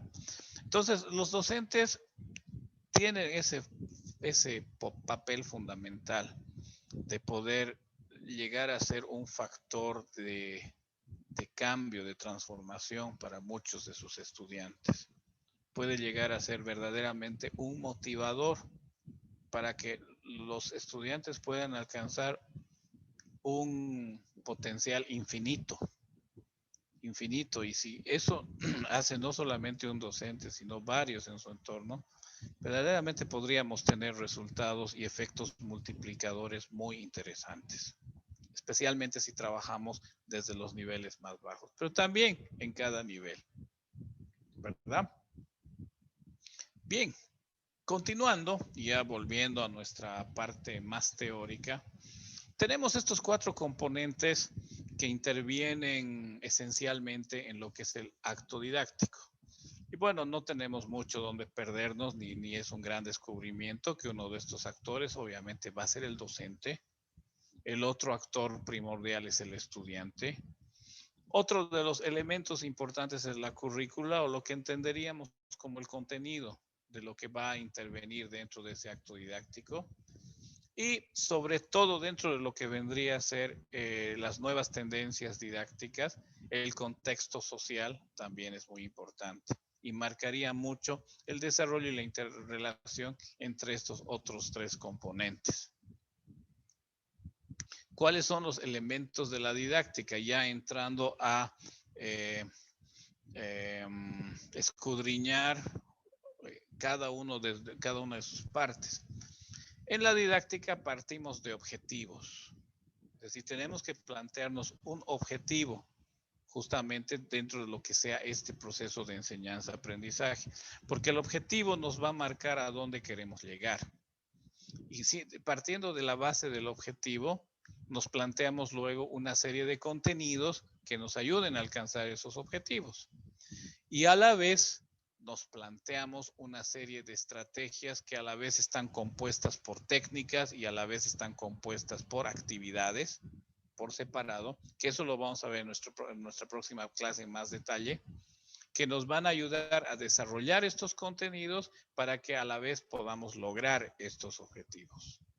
Y las estrategias también se van a apoyar en una serie de medios que vienen a ser las herramientas, los diferentes recursos de los que podamos disponer, textos, material bibliográfico, revistas, recursos informáticos, lo que quieran. Y finalmente tenemos la evaluación. Y la evaluación no solamente entendida como la evaluación directa al estudiante, sino la evaluación que nos va a permitir observar si todo el proceso fue efectivo. Entonces, fijémonos en esta secuencia.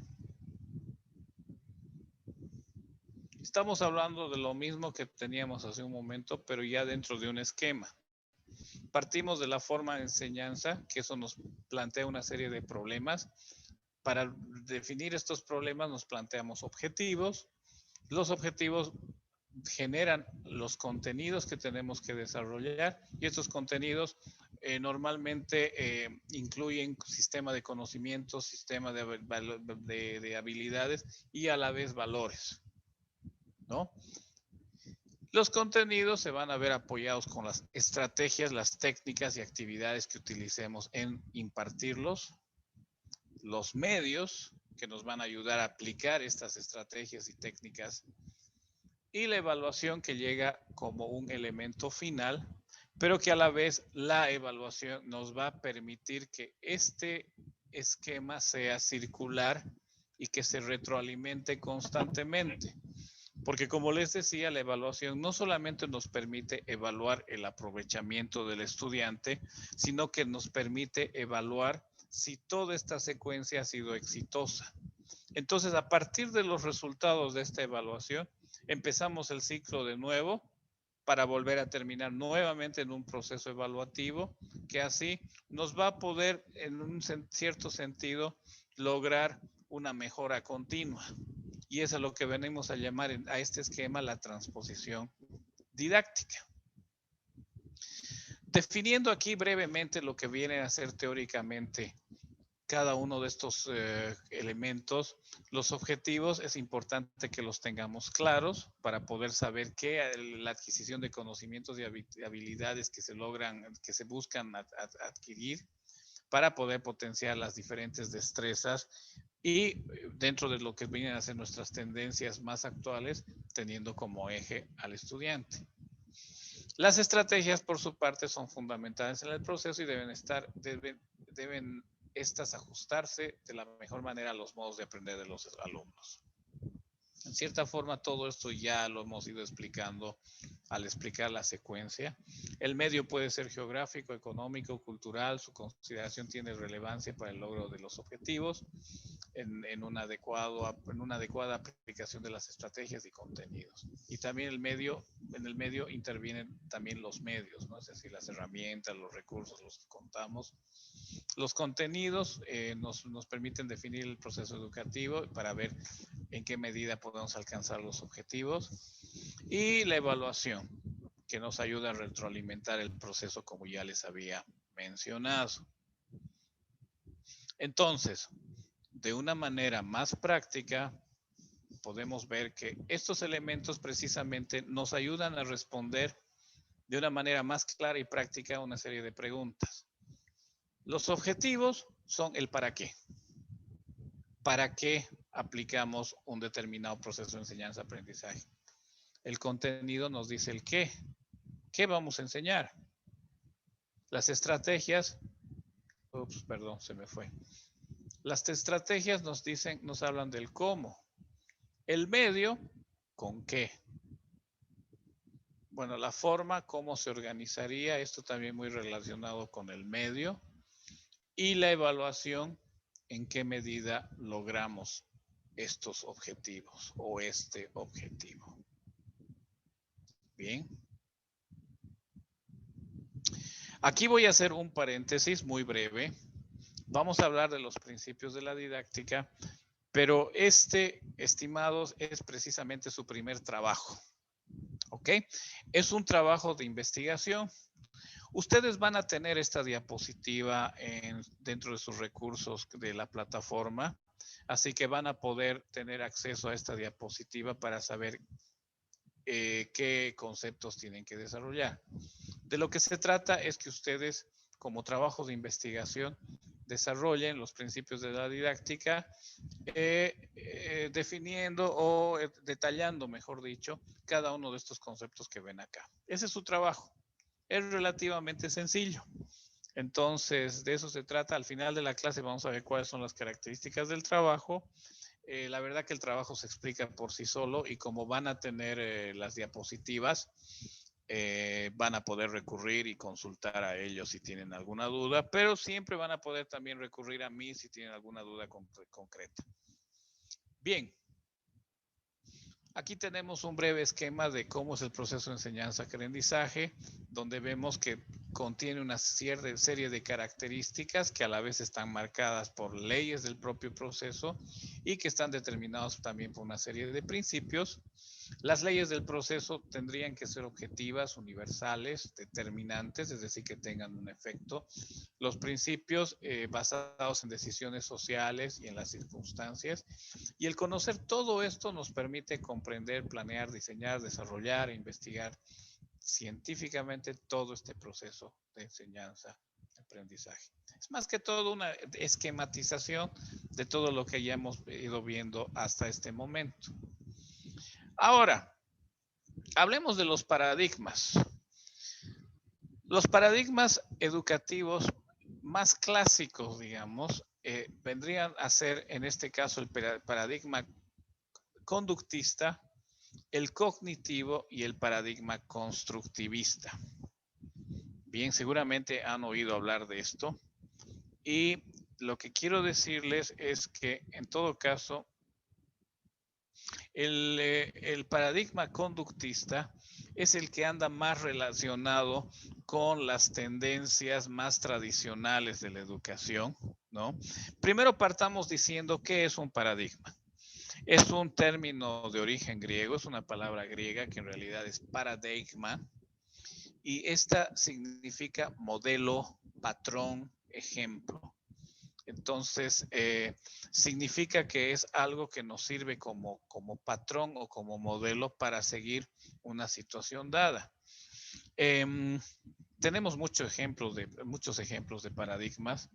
En algún momento he comentado con alguna de las otras, de los otros grupos, el famoso paradigma de los primates, de los monos que están dentro de una jaula y se les ofrece unas bananas y que cada vez que tienen que recurrir a esas bananas reciben una descarga eléctrica. O sea, al final, así tratándolo de resumir y hacer corto esta fábula, es que al final del proceso, en un determinado momento, cada uno de los miembros del grupo comienza a autorregularse y a evitar que cualquiera de los miembros del grupo pueda acceder a estas bananas, a estos plátanos, como para evitar que todos los demás reciban una descarga.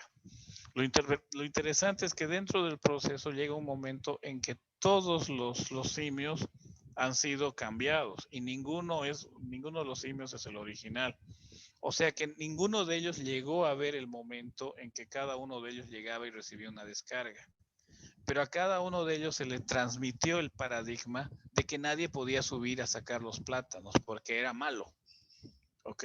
Entonces todos ellos ya se autocontrolaban y ninguno, por muchas ganas que tuvieran, subían al espacio donde tenían los plátanos. Y ahí se formó un paradigma.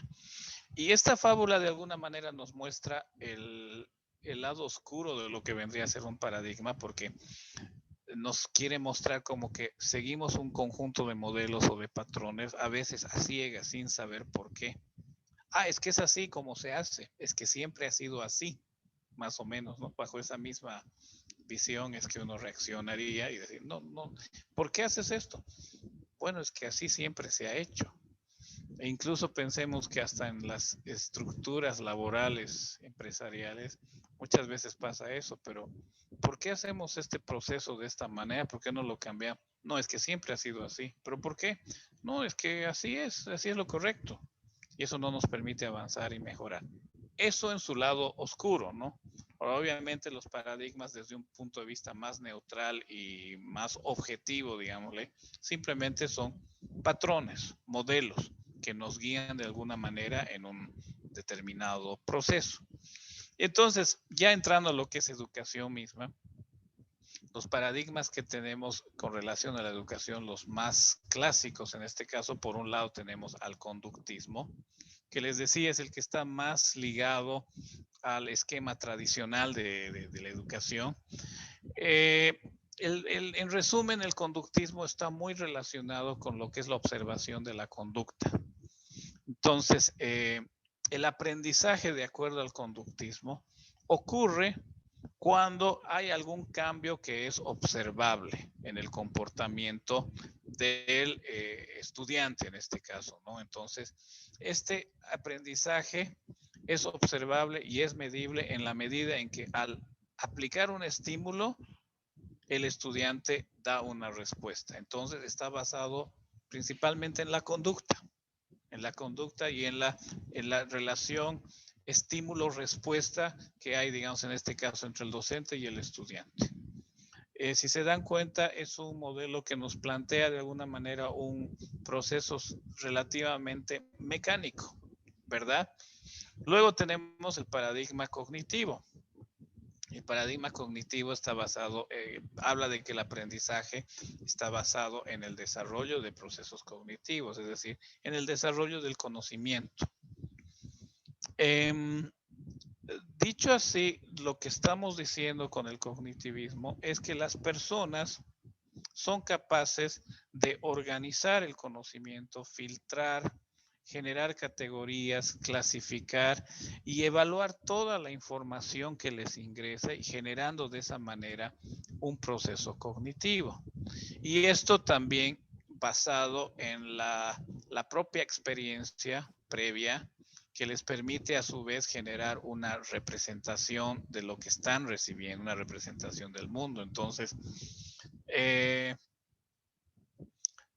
todo este conocimiento es recibido a través de las percepciones y estas actúan de una manera más directa y personal en cada individuo. ¿Ok? De manera que toda esta información de alguna manera se va a ver también influida por los antecedentes y las actitudes y motivaciones individuales. Enseguida vamos a ver ejemplos porque igual al estudiar paradigmas de la educación, muchas veces se toman módulos completos de casi semestres para ver cada una de las escuelas y demás. La otra a la que nos vamos a referir en este momento brevemente es al constructivismo. Y el constructivismo es muy similar al cognitivismo. Sin embargo, el constructivismo, pensémoslo que es como un Lego, ¿ok? De ahí también la palabra constructivismo, donde cada pieza del Lego es un proceso cognitivo. Es decir, todo lo que nos dice el cognitivismo de las percepciones y la codificación y clasificación que hace cualquier estudiante, cualquier persona al recibir nueva información e incorporar esos conocimientos dentro de su propio saber y conocimiento mental, pero en base a las experiencias previas. El cognitivismo está tomando ese proceso como un aspecto separado, mientras que el constructivismo está precisamente considerando un proceso cognitivo, pero que se suma a un proceso cognitivo anterior. Entonces, es el mismo proceso por separado que se logra a través del cognitivismo, pero que va más allá y va construyendo un mayor conocimiento en función a las piezas sueltas de cada proceso cognitivo. ¿Sí?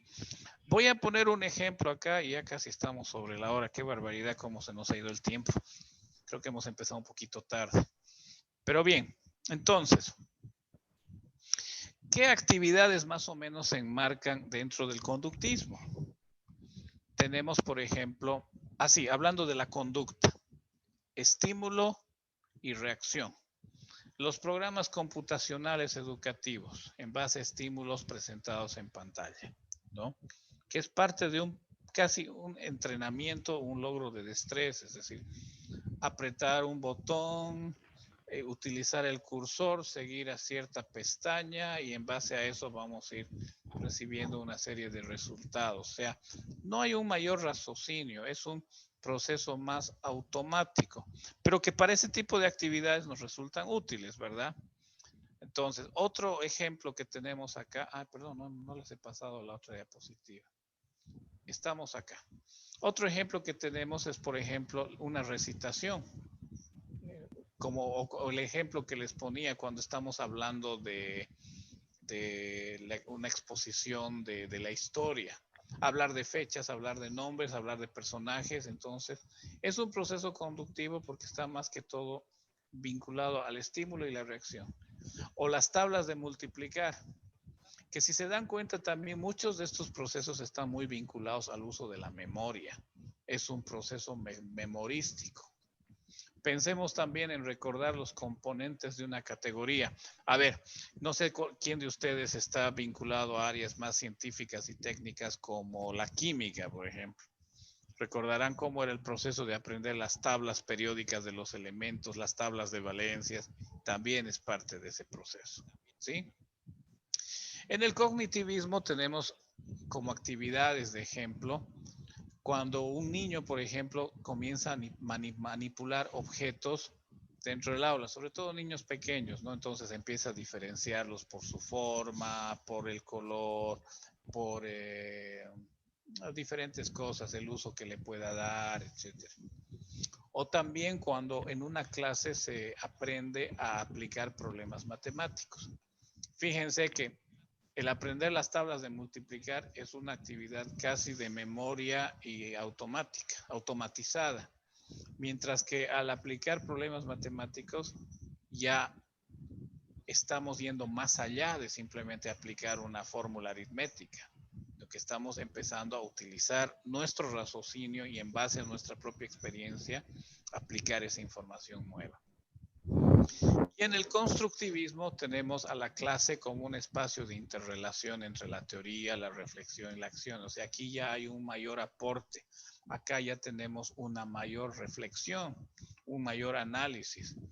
También tenemos en el constructivismo cuando entramos en una actividad de elaborar un texto, redactar informes, generar diálogos, desarrollar juegos de simulación, o en este ejemplo que les pongo acá, en idiomas, por ejemplo, cuando una de las actividades que se aplica en la enseñanza de idiomas, sin importar la temática que se vaya a abordar, a lo mejor el eje de esa unidad temática vaya a ser un aspecto gramatical.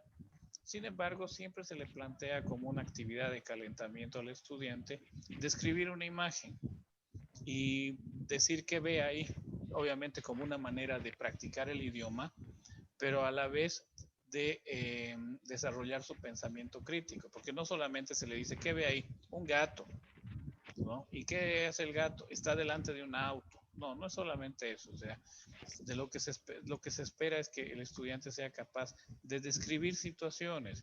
Si ve personas, ¿por qué están ahí? Ver si las personas están molestas, si están felices y por qué razón podrían estar felices. Incluso tratar de especular e ir más allá de lo que la imagen está diciendo, ¿verdad? Y eso les ayuda a desarrollar también su pensamiento crítico. Bien, bueno, se nos ha ido bastante el tiempo. Tenemos muy poco que avanzar.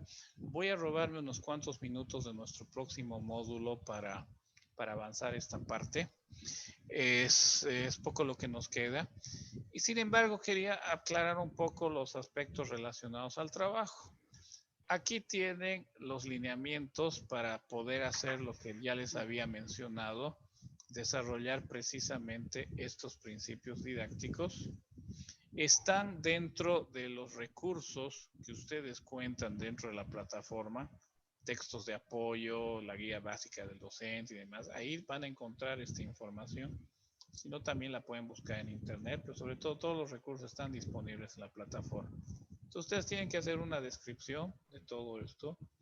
Y aquí tienen ustedes los lineamientos.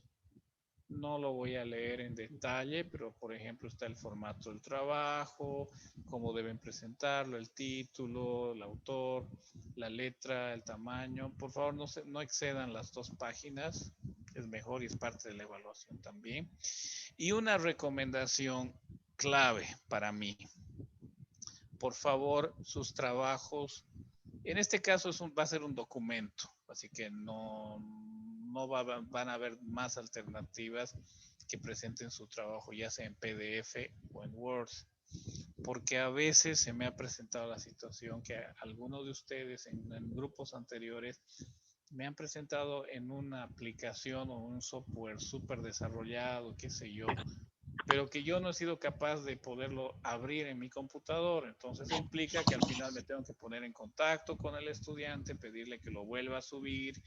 A lo mejor incluso ya se rompió el plazo, ya no se puede volver a subir a la plataforma, hay que pedirle a la coordinadora. Entonces evitemos eso, mejor hagámoslo de la manera más sencilla, suban sus trabajos en Word o en PDF. Y bueno, esto es algo más de investigación, ustedes ya tienen ahí las bases, no creo que tengan muchas dudas, pero en cualquier caso, si tienen cualquier consulta, me pueden recurrir a mi inbox, ¿ok? Entonces, bueno, eso es todo por ahora. Nos estaremos viendo el próximo jueves. Completamos lo que nos quedaba pendiente de esta clase y entramos a nuestro nuevo tema, que sería precisamente las estrategias didácticas. Bien.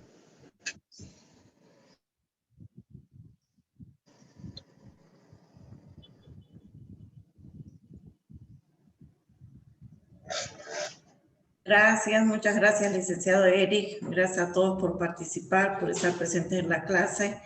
Le voy a incluir al grupo de WhatsApp para que puedan hacerle las consultas que ellos vean pertinentes. Perfecto, Maureen, una cosa más, una recomendación a todos, como voy a estar en el grupo, les pido por favor que cuando hagan las consultas, es mucho más útil que las consultas me las hagan inbox, es decir, en privado.